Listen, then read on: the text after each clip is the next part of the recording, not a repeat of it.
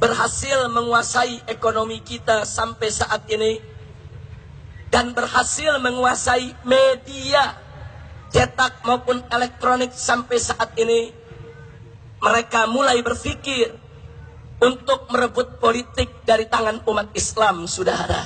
Waspada. Ekonomi kita sudah direbut oleh orang kafir. Media kita sudah direbut oleh orang kafir. Saat ini mereka ingin merebut tampuk pimpinan politik dari tangan umat Islam, saudara. Di beberapa daerah sudah terjadi. Jakarta 87% penduduknya muslim, tapi gubernurnya kafir, saudara. Solo, saudara, 85% penduduknya muslim, tapi wali kotanya kafir, saudara. Kalimantan Barat 72% penduduknya muslim, tapi gubernurnya sudah 2 periode kafir, saudara.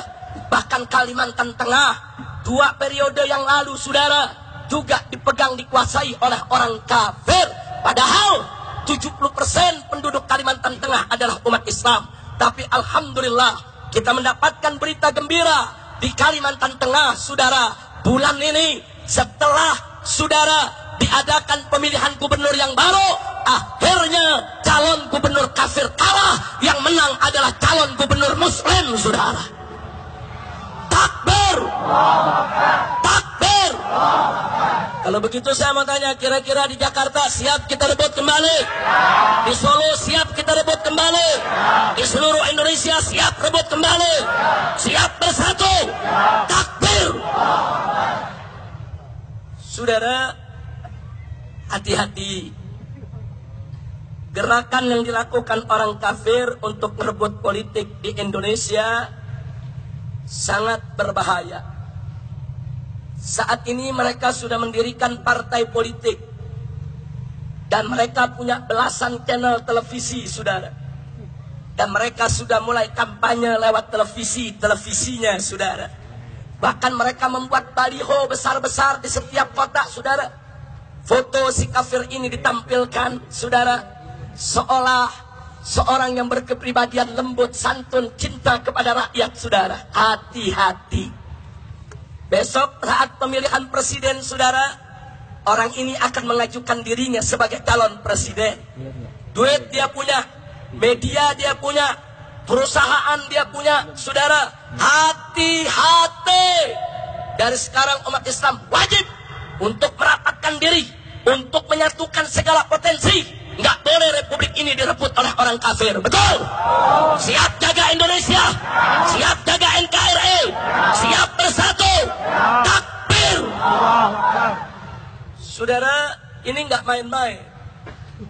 Karena orang yang saya maksudkan ini pada pemilihan presiden yang lalu itu berhasil menjadi salah satu calon wakil presiden, saudara.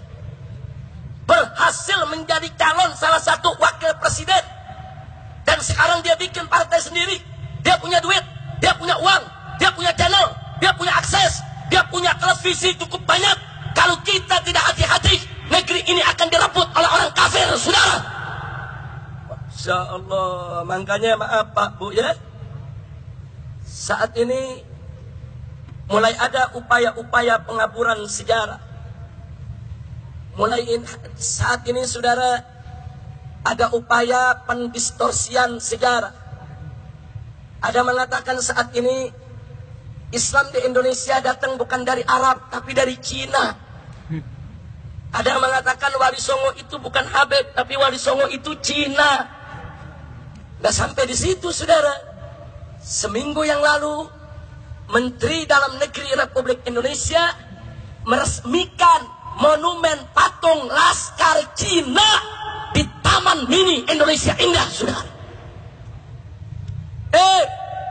Laskar Cina mana yang berjuang untuk Indonesia?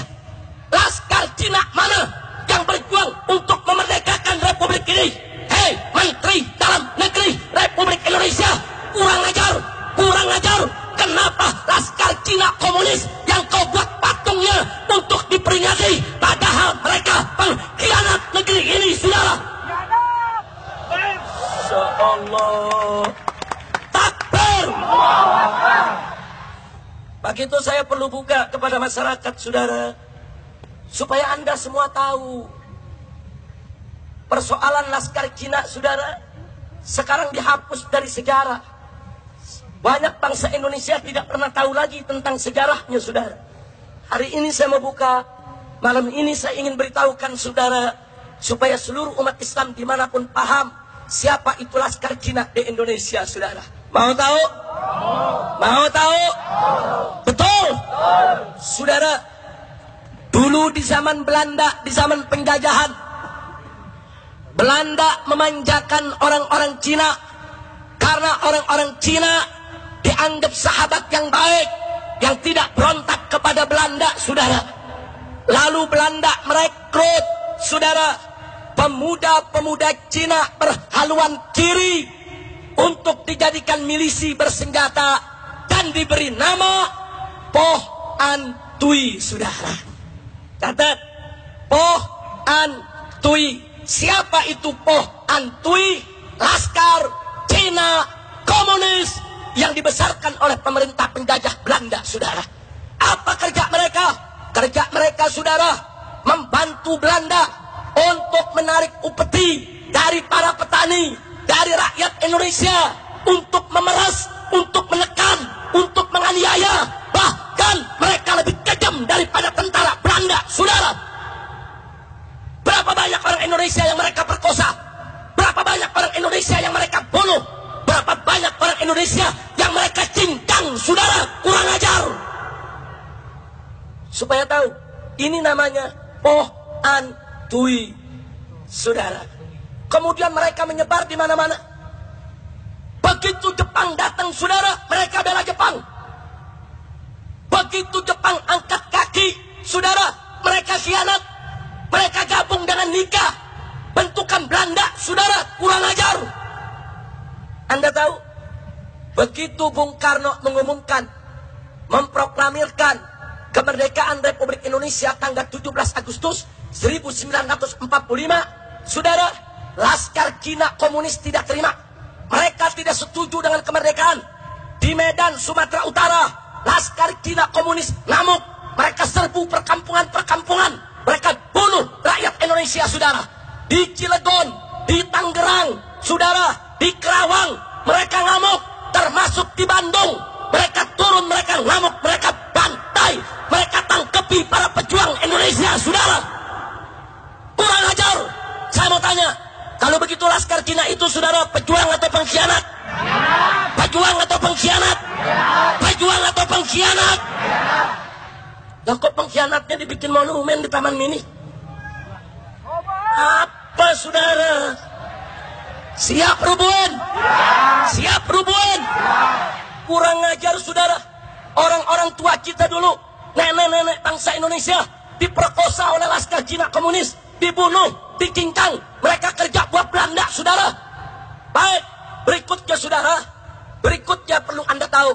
Anda pernah dengar nama Westerling, saudara? Jenderalnya, saudara, jenderalnya tentara daripada Belanda. Pernah dengar? Pernah dengar? Saudara, Westerling membantai 50.000 pemuda Makassar, saudara. Orang Bugis, orang Makassar, orang Mandar di Sulawesi Selatan, mereka kumpulkan, mereka bantai, saudara. 50.000 orang. Lalu apa yang terjadi? Mereka dikejar oleh para gerilyawan Republik Indonesia, para pejuang Indonesia, saudara, ketika itu mengejar Westerling. Lalu apa yang terjadi? Westerling diamankan oleh Poh An Tui, Laskar Cina Komunis, saudara. Mereka bawa Westerling ke Bandung. Bahkan begitu sampai di Bandung, mereka masih sempat menculik para pejuang, membunuh para pejuang, saudara, bersama Westerling. Akhirnya dikejar oleh tentara di Jawa Barat, saudara. Mereka lari ke Jakarta, mereka sampai di Sanfor, dan dibawa lari ke Singapura oleh Poh An Tui dengan kapal kecil Catalina, saudara. Poh An Tui menyelamatkan pembantai bangsa Indonesia. Kurang ajar. Masya Allah. Ayo saya mau tanya, pejuang apa pengkhianat? Pahlawan atau bajingan? Apa perlu dibikin patungnya di Indonesia? Apa perlu boleh dibikin monumennya di Indonesia? Siap rubuhkan. Takbir. Masya Allah. Saudara, ini dihapus dari sejarah supaya bangsa Indonesia nggak tahu kejamnya mereka, jahatnya mereka, saudara. Makanya maaf Pak Bu ya, dulu di zaman Soeharto, kenapa Soeharto melarang barongsai? Kenapa Soeharto melarang penggunaan tulisan Cina, saudara, di toko-toko? Kenapa Soeharto melarang orang Cina nggak boleh pakai nama Cina, saudara? Jangan salahkan Soeharto dulu, saudara. Kenapa Soeharto marah kepada Cina? Karena Soeharto tahu berapa banyak tentara dibunuh oleh askar Cina komunis, berapa banyak rakyat dibunuh, berapa banyak perempuan kita diperkosa. Maka itu pada saat Soeharto berkuasa, dilarang, saudara, Cina komunis tersebut, saudara, dilarang. Nggak boleh pakai nama Cina, nggak boleh menunjukkan barongsai, nggak boleh menunjukkan hari rayanya di tengah masyarakat, saudara. Bahkan agamanya nggak boleh dicantumkan dalam KTP, saudara. Ya, Soeharto memang tegas, Soeharto memang galak, tapi Soeharto berbuat itu bukan tanpa sebab. Betul? Betul? Jadi kalau Soeharto melarang Cina ketika itu, wajar tidak? Wajar tidak? Wajar tidak? Sekarang di zaman Jokowi dibuatin monumen. Kacau tidak? Kenapa lu bikin patung Laskar Cina bukan Laskar Betawi? Laskar Betawi juga banyak yang jadi pejuang, betul? Ada si Pitung, ada si Ji, betul? Ada Kiai Haji Nur Ali, betul? Betul? Dia bikin monumen Laskar Cina, cengcorang. Ayo saya mau tanya umat Islam di sini, saudara. Terus terang, Po Hantui sebagai Laskar Cina komunis yang pernah lama bercokol di Indonesia, bahkan di Jakarta, di wilayah Glodok, beberapa habaib disembelih oleh mereka, saudara. Ini Po Hantui ini jahat. Habib disembelih, kiai disembelih, relawan-relawan, saudara, pejuang-pejuang kita dibunuh, ibu-ibu kita banyak diperkosa oleh mereka. Saya tanya, mereka pahlawan atau bajingan? Pahlawan atau bajingan? Pejuang atau pecundang? Betul? Kalau begitu, saudara, apa perlu mereka dihargai? Apa perlu mereka dibuatkan monumen? Siap rubuhkan monumennya. Takbir. Sallu ala Nabi. Kayaknya Taman Mini dari sini deket nih. Tinggal dikeker. Ini kalau ini malam rame-rame kita ke sono, rubuh langsung nih. Setuju? Setuju? Lu tahu tempatnya enggak? Di mana? Patungnya ditaruh di mana? Dan lu nggak tahu mau nyari kemana. Tapi kita intip, besok kita turun rame-rame suruh rubuhin. Betul? Betul? Betul? Oh, saudara, kalau dulu Laskar Betawi yang dipimpin oleh Pitung itu pejuang, orang-orang kaya, saudara, kaya-kaya Belanda ini, saudara, dicegat oleh Laskar Betawi, dirampok, hasil rampokannya, saudara, dibagi-bagi ke rakyat miskin. Bagus gak? Yang dirampok Belanda kafir. Bagus gak? Yang dirampok penjajah kafir. Bagus gak? Hasilnya rampasan dibagi buat rakyat kecil. Bagus tidak? Saya mau tanya, kalau begitu pejuang bukan? Pejuang bukan? Pahlawan bukan? Yang begini dong bukan Laskar Cina. Kurang ajar, saudara. Jadi perlu saya sampaikan. Baik, saya tidak mau panjang lebar soal Po Hantui, tapi tolong nanti selesai tablik ini, Anda yang punya handphone, saudara, silakan Anda buka di handphone Anda, masuk ke akses internet, tulis Po Hantui, POH spasi an spasi Tui, TUI. Anda tulis Po Hantui, research, cari, akan keluar semua kebiadaban Po Hantui, saudara. Ini zaman globalisasi informasi, nggak bisa kebusukan mereka disembunyikan. Betul? Betul? Apa pengkhianat boleh jadi pemimpin di negeri kita? Apa pengkhianat boleh jadi presiden di negeri kita? Apa pengkhianat boleh kita kasih peluang lagi? Takbir. Begitu saya mau tanya, siap jaga Indonesia? Siap jaga NKRI? Siap lawan Po Hantui? Takbir. Saya yang bicara, saya yang tanggung jawab, saudara. Kalau pemerintah tidak suka menganggap, oh ini Habib Rizik bicara salah, ini menyinggung sara, ya saya bicara sara. Kenapa?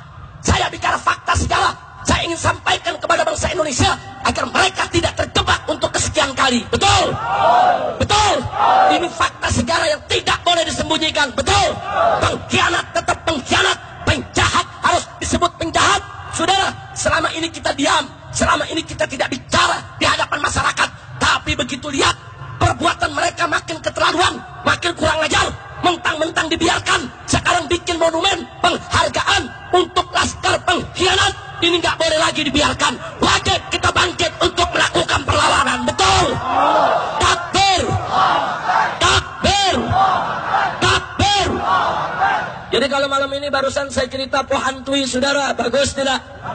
Bagus tidak? Setuju tidak? Dukung tidak? Yang tidak tahu jadi tahu, betul? Yang sudah tahu makin tahu, betul? Alhamdulillah. Makanya hati-hati Pak, Bu. Sekarang yang berbahaya, ada tokoh-tokoh Islam yang dibeli oleh mereka untuk memuluskan orang kafir jadi pemimpin di Indonesia, saudara.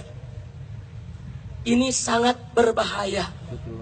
Dengan alasan demokrasi, dengan alasan kebebasan, dengan alasan hak asasi manusia.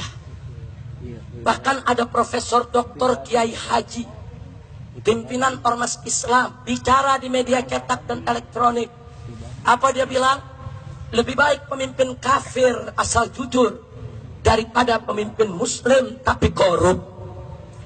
Saudara, ini yang bicara Profesor Dr. Kiai Haji, pimpinan Ormas Islam, kurang ajar. Masya Allah, jawab jangan. Jawab jangan. Jawabnya panjang. Jawab jangan. Sampai pagi kuat. Ente sehat kuat, Anda sakit. Urusannya selesai ceramah pingsan di panggung. Ntar begitu saya pingsan di panggung, jamaah ngomong, Habib kualatnya Cina tuh. Dah kita lagi sakit. Makanya tenaga mesti direm-rem juga dikit. Jawab jangan. Kapan? Tahun depan lagi. Bagaimana tahun depan? Malam Rebo besok saya ngisi lagi di sini. Malam Rebo besok di mana? Di Pengasinan. Udah terus. Udah terus. Mau tahu jawabnya, saudara? Baik, malam ini saya berikan 3 jawaban, saudara. Perhatikan baik-baik semua, khususnya para pemuda. Jadi, gara-gara ada Profesor Dr. Kiai Haji bicara semacam itu, banyak umat Islam yang awam mengaminkan, mengiyakan, saudara. Dipikir itu kalimat sudah benar. Karena yang mengucapkannya Profesor Dr. Kiai Haji, pimpinan Ormas Islam, saudara. Bagaimana orang awam tidak terpengaruh? Betul? Betul? Nah, sekarang kita jawab satu persatu. Siap dengar jawabannya? Betul? Baik, perhatikan saudara. Kalimat seperti tadi, lebih baik pemimpin kafir asal jujur daripada pemimpin muslim tapi korup.